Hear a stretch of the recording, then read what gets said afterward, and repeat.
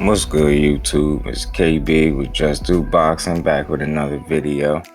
And I wanted to get my thoughts on 4 PBC prospects because Premier Boxing Champs made a post the other day asking for the fans to vote for the best prospect of 2021. And they had 4 guys up. And I just wanted to get my thoughts on these 4 fighters as a whole, let you guys know what I think about these fighters. First up, we got Chavez the Beast Barrientos, only 19 years old, very young kid, 6-0, 5 KOs, 5'11", 72-inch reach. And he fight at featherweight, that's 126 pounds, so he's huge for the weight class, very, very, very tall. He made his pro debut November 21st of 2019. He's fighting out of Las Vegas. Pro debut, he scored a TKO victory over Jorge Luis Sedano. Followed that up with another TKO. He went on to win his next 4 fights, 3 by KO, bringing his record to 6-0 with 5 KOs. Out of the film that I was able to get on him was the clip that I got up on the screen. I think was his toughest, most competitive fight. It was his 4th fight against 4-1 Paul Carroll, even though he won by unanimous decision in a 6-round fight. I think the rounds was very close, competitive. Both fighters exchanged power shots, landed back and forth action for most of the fight. But ultimately the judges gave it to Barrientos, who I guess in their eyes landed the more effective, cleaner punches. So on to the next.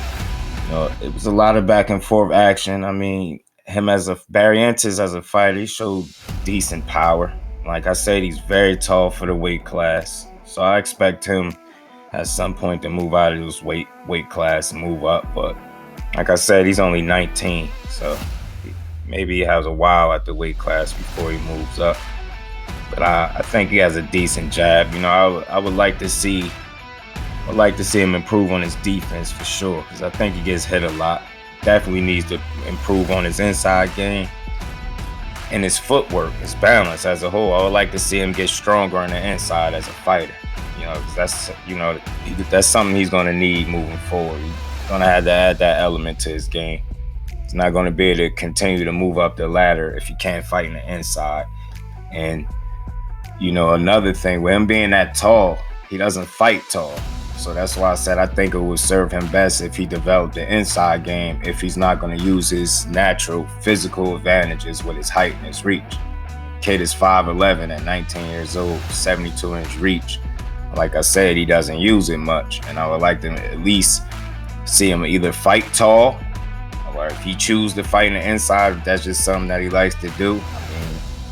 I would suggest, and I would like to see him develop an inside game, because he'd be a lot more successful with it.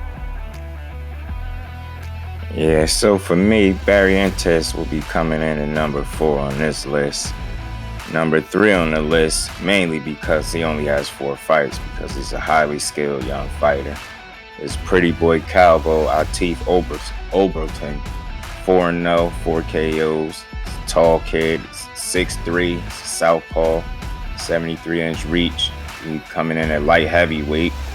That's at 175 pounds. He made his pro debut January 30th of 2021. This kid is only 23 years old. He's fighting out of Philly. Philly is known for the great fighters and their talent. He's coming off a KO win over Brent Oren back in November 20th of this year. He started off his career being busy, having 4 fights this year, winning them all by KO. And even though he's only 4-0, I think he's definitely an amazing young talent and a fighter to keep an eye on for sure. Like I said, he's very, very skilled, very charismatic. He's a very long jab when he uses it. Good hand speed, power in both hands. He throws really good combinations, and he throws some rib-breaking body shots. I like the way he digs to the body on both sides. I mean, he's a mean fighter in the ring, and that's what you want to see at a young age. At only 23, I see a bright future for this kid. And like I said, he's very charismatic and entertaining. He got a fan-friendly style. Shows a lot of skills at such a young age. good defense. Doesn't get hit a lot so far.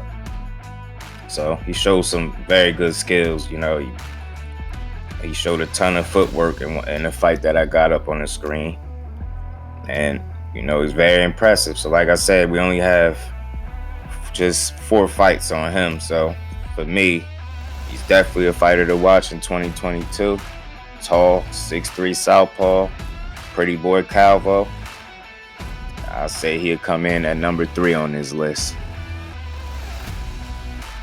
Next up on the list, coming in at number 2 for me, we got the rising lightweight, El Rayo Josue Valenzuela. Coming in at 11-0, 7 KOs, orthodox, 22 years old. Lightweight, as I said, so he fighting at 135 pounds. BoxRec had him listed at 5'8", but I watched the interview where he said he was 5'11", so I'll take his word on it. If he's 5'11", he's very tall for that weight class. 70-inch reach from Sinaloa, Mexico. Pro debut 2018, September 22nd. After recording just 1 KO in his first 4 fights, this dude picked up the pace and really started to put his power on display, winning his next 7 fights, and 6 of those by knockout. He had a 5 knockout streak in that stretch as well. His most recent fight was in December 18th, just 10 days ago. Actually, the most notable name on his resume, in 14-2 with 10 KOs, Austin Delay, who he knocked down and dropped 3 times in the first round with body shots and head shots. He dropped him once in the second round also, with a hard hook to the head. Delay, he showed a lot of heart. He never quit. He took a lot of punishment in this fight. Definitely in the third round, which led to the referee asking the doctor to take a look at Delay 2 seconds into the fourth, and they waved the fight off, without the doctor really even examining Delay at all, which was, kind of strange to me. And it led to Delay being visibly upset, protesting, saying that the ref never should have stopped the fight. The doctor never checked him out, things of that nature. But he was outgunned. I think the ref basically, or the doctor, should I say, saved him from himself, because he was outgunned. El Rayo was putting a beating on that kid. Even though he was fighting back, he was taking a lot of punishment early too. As far as Josue Valenzuela goes, El Rayo, as they call him, I think this kid he shows some pretty fast hands. Seemed to had power in both hands. He punches with bad intent. He throws everything hard, everything.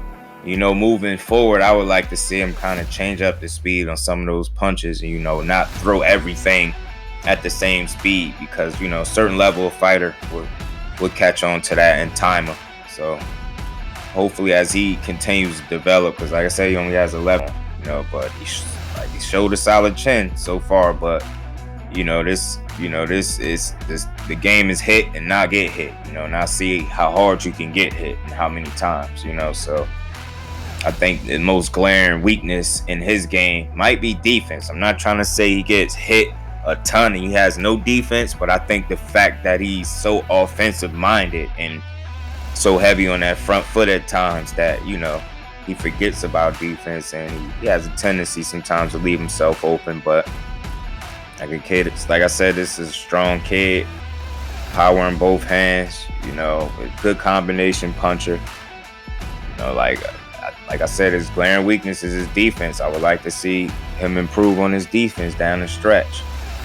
That's pretty much my thoughts on him. And I definitely think he could put himself in position to compete, if not win a world title for sure. But as we all know, 135 is packed full of sharks. So, we'll see where he ends up in this deep lightweight division, But I think that coming in at number 1 for me, we got the talented rising lightweight, Frank the Ghost Martin. Coming in at 14-0, 10 KOs, 5'8", 68-inch reach, 26 years old. This guy started boxing at 18 years old and became a national champion, which is rare. He's fighting out of Detroit, Michigan. Well, that's where he was born at. He's at lightweight, 135 pounds. His pro debut was 2017 of October 7th. recorded 7 KOs in his first 10 fights. So obviously this guy got some punching power. He won 4 of his last 5 fights by KO. His most recent fight was a unanimous decision win over a seasoned vet, a 30-5 opponent, and Ryan Kilsweski. That's how you say his name.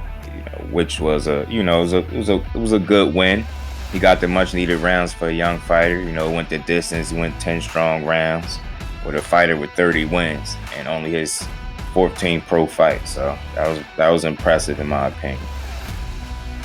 This guy trains with Derek James, who's also the trainer of Errol Spence Jr., Jamel Charlo, and most recently trained with Marcus Brown, who had a hell of a fight, a tough fight against Arthur Beterbiev.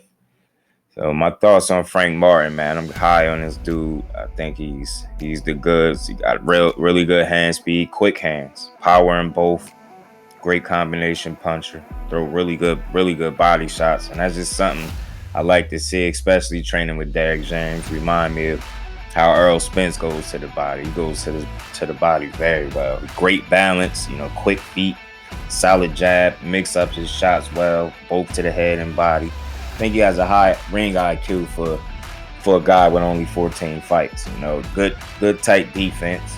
I mean, the man has only lost 1 round in his entire career out of his 14 fights so far, which is just a testament to how, well-rounded he is as a fighter already with just only 14 fights. He has a decent, kind of to high punch output. He really lets his hands go, but he's very calculated. He does a hell of a job at placing his punches very well. He has a high motor, very aggressive fighter.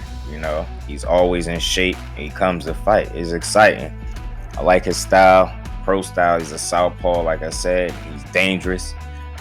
And, he's just adding to the talent at 135. And the more, as the days go on, the more fighters you find out, the more talent you understand is at 135, which is one of the deepest divisions in boxing. And it continues to grow and get even deeper. Like I said, as the months progress, these new fighters, they come along, and a lot of them are at 135 pounds. So that's a stacked division. It's going to be exciting to see who's going to come out on top. I mean, they got a lot of talent. You got Gervonta Tank Davis, of course. You got Devin the Dream Haney. You got Ryan Garcia. If he ever get off social media, stop talking and start fighting.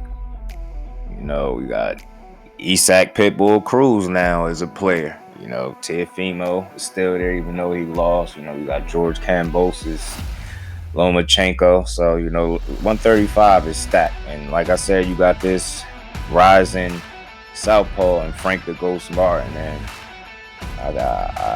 I'm real high on this kid. Like I said, I think he's the goods. I see big things for him in 2022. I mean, his next fight is the 1st of January, so he's starting the year off strong. Like I said, he stays in the gym, and he's definitely a fighter to watch in 2022. Great team behind him. Like I said, great trainer in Derek James, arguably one of the best trainers in the game. And this kid is only 26, so like I said, sky's the limit. We'll see where he goes from here. But that's my thoughts on the 4 prospects of PBC this year. 4 guys to definitely keep an eye on. Definitely.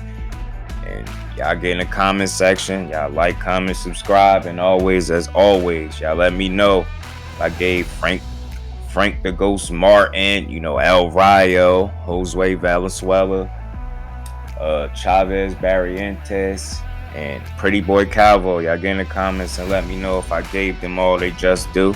That's what I do over here at Just Do Boxing. Until the next one, I'm out. Peace.